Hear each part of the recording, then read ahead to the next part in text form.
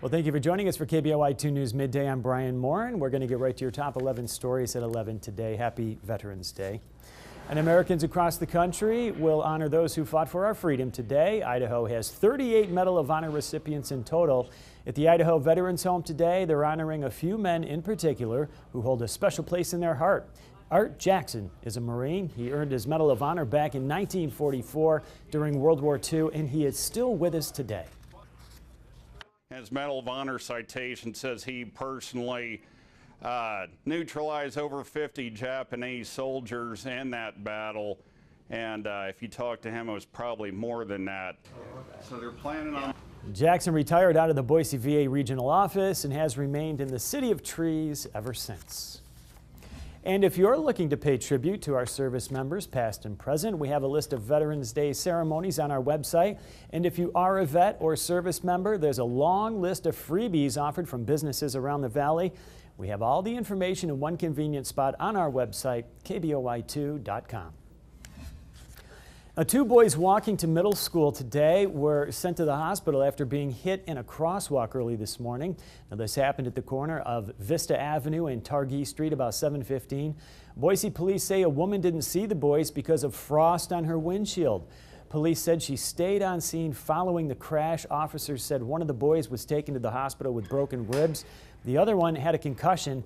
Now, the driver, a 24-year-old woman, was cited for failure to yield to a pedestrian in a crosswalk, which is a $90 fine.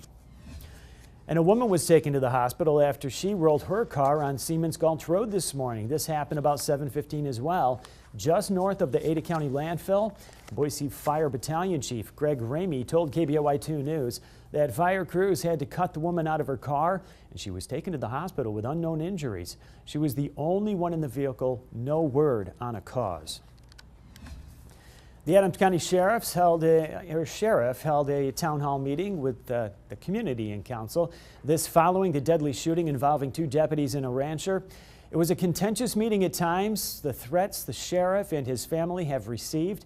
You'll also hear from the daughter of the rancher who was shot and killed, why she says the injustice continues. Nampa police are putting out a warning. The suspect in an attempted rape on October 28th is still on the loose. The attack happened in a wide-open parking lot in broad daylight, a block away from a busy intersection. Investigators believe this spells trouble. The brazen attack out in the open means he will likely strike again. I do believe that the suspect will commit another crime. I do believe that this will happen again. I want people to be vigilant.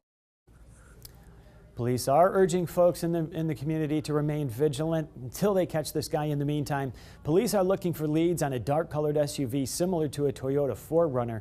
That vehicle was seen speeding away from the scene the morning of October 28th. Boise police have arrested this man and accused him of rape. 19-year-old Vincent Moreno also charged with second-degree kidnapping, attempted strangulation, and violation of a protection order. Police say they found evidence that Moreno sexually assaulted the victim, choked her, then would not let her leave. Officers say Moreno and the victim know each other. A strong storm is dumping snow on Denver and is racing east. Parts of Iowa and Missouri are threatened with tornadoes today. At the Denver airport, airlines have canceled about 50 flights so far. As the storm pushes east, it's expected to combine with more cold air and dump up to 8 inches of snow in Kansas and Nebraska. Winter storm and blizzard warnings are in effect from New Mexico to Wyoming on eastward. The percentage of young women living at home with parents or relatives has risen to its highest level since 1940. More millennial women are putting off marriage and attending college, and they faced high living expenses. A little more than 36% of women between 18 and 34 lived with parents or relatives last year. One economist says increasing student debt, higher living costs, and economic uncertainty are likely driving factors.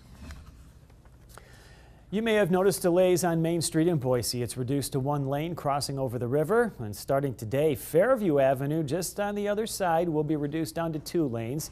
These restrictions are from Whitewater Park to Garden Street.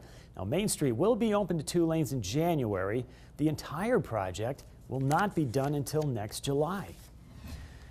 And if you look to the foothills, you'll find some snow, especially up at Bogus. And now the Mountain Resort will have some help packing on the powder. 2 brand new Polecat snow guns are now on the mountain, bringing the total number of snow guns up there to 4. They'll be used for the tubing hill and the base.